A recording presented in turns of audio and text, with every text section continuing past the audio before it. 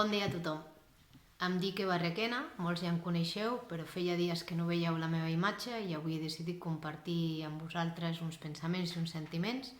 He decidit gravar aquest vídeo en el Dia Internacional de la Poesia i coincidint amb l'equinoci de primavera.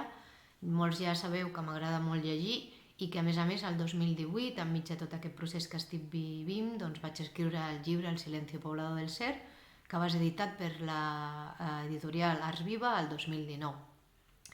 El fet és que escriure aquest llibre em va ajudar a sobreviure i a agafar-me ben fort a la vida i vull compartir els sentiments vers aquesta troballa. En un moment on penjava d'un fil, la imaginació i la creativitat van ser cabdals i en situacions d'extrema precarietat van ser com un fanal que em guiava i que en aquest moment em sostenia. Durant tot aquest procés que m'està tocant viure, he sentit molt profund això que us haig de comunicar. He sentit que gràcies a la cultura i l'art disposava d'unes eines essencials per poder viure la vida en gran, tot i les situacions de vulnerabilitat total. Per això, tot ara i que encara no he sortit d'aquesta situació, em considero una persona molt afortunada. Faig aquesta acció, que consistirà en llegir-vos 2 poemes del meu llibre, perquè vull que siguin conscients que la democratització de la cultura i el lliure accés no és només un article de la Constitució, ha de ser en els pròxims anys una realitat. La cultura ha de poder arribar a tothom. Quan més biodiversitat cultural tinguem, millor. Tothom ha de tenir l'oportunitat de conèixer el tresor que és la cultura. És un fanal que ens il·lumina, que no obliga, ens fa lliures i ens fa fer camí. Companys, moltes persones estan en aïllament, a hospitals, a casa seva, a residències. I ara molts ja sabeu que suposa estar confinats i estem certament en un moment on la empatia vers les persones en situacions de vulnerabilitat o en situacions d'enfermetat, malaltia, doncs ha crescut. És una ironia que sigui la Covid que ens ha portat això, no? Segur que durant el confinament vareu sentir la necessitat de llegir llibres, de veure sèries, pintar, dibuixar còmics, no sé, totes les coses que segurament heu fet. I us vull apropar aquest sentiment que sento, que és que la cultura no és un espai pel temps que em queda lliure i per desconnectar. La cultura serveix precisament per connectar-nos i és un fet essencial, dona sentit a la nostra vida. Són pràctiques, a més, que ens humanitzen i en un món tan artificial, creieu-me que és un mèrit gegantí que hem de començar a valorar. Durant la rehabilitació i la recuperació, a l'hospital pensava, carai, on està l'art en aquest espai? On és la cultura? Em semblava un espai molt deshumanitzat. Com és que el món de l'esport s'hi ha fet per introduir-se i adaptar-se a qualsevol espai? Nosaltres també considero que hem de poder fer-ho. Soc conscients que ja estem fent camí. Hi ha propostes com Apropa Cultura que estan tractant de dibuixar aquest camí. Crec que durant la Covid també s'ha fet una precipitació de l'adaptació del món de la cultura al medi de les xarxes. Gràcies a tots, moltes persones no teníem accés i hem pogut consumir cultura, participar i produir de la cultura sense sortir de casa. Crec que això també no ha de ser a costa de més hores dels treballadors del camp de la cultura i sense remuneració. Crec que hem de ser conscients que hem de començar a sortir de la precarització absoluta i començar a valorar la nostra feina i també hem de poder expressar i explicar als altres per què és important la cultura. Crec que la forma més evident per fer-ho és amb accions directes, o sigui, no cal explicar, és posar-te amb altres a fer cultura i aleshores la gent ràpidament entén per què allò és important.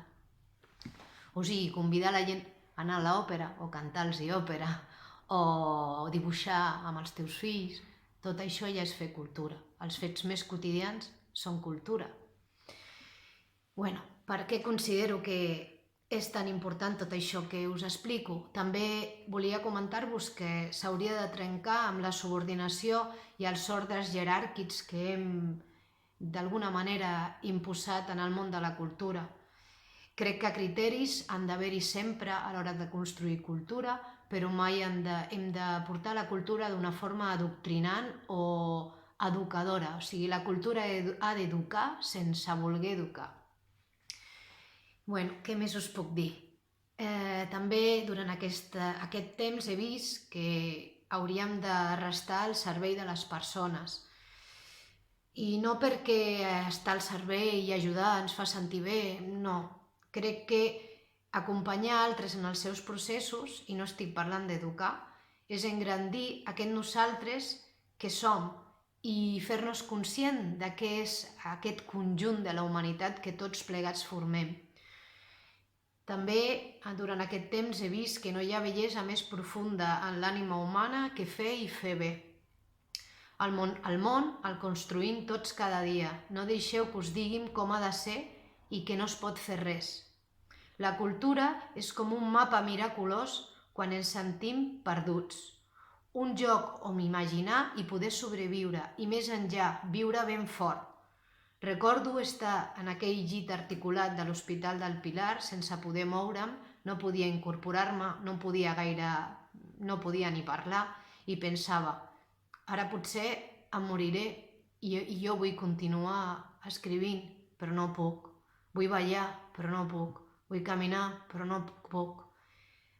Vaig tindre una explosió de sentiments fortíssims i de cop i volta vaig sentir un sentiment molt fort de que estava encara aquí i que sí que podia fer coses, encara que fos inadaptades. En aquell moment vaig tenir clar que la meva imaginació i la creativitat m'estaven salvant.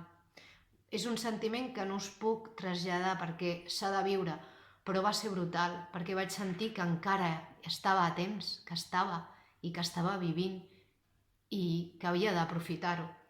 Aleshores vaig començar a imaginar i vaig portar el meu cos en un altre lloc que no era l'hospital. Em vaig traslladar en un paisatge que per mi era el lloc on em sentia bé i vaig saber que volia deixar alguna cosa pel meu nebot. Aleshores vaig començar a dictar el llibre, que avui us vull compartir aquests 2 poemes. Us vull també fer-vos arribar a la idea de que no hem d'esperar que arribi el moment. El moment és ara, sempre és ara el moment. Curiosament, aquests poemes van venir en castellà i en català, per això hi ha persones que m'han preguntat que per què el llibre és bilingüe. Doncs és bilingüe perquè sóc una persona bilingüe. I us deixo els 2 poemes. Un l'he escollit i l'altre obriré el llibre per una pàgina a l'atzar i us llegiré el poema que quedi obert. Diu: la vida duele, pero más duele no vivirla.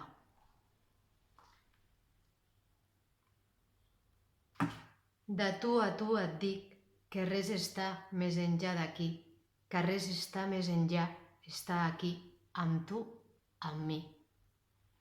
Ho tradueixo al castellà.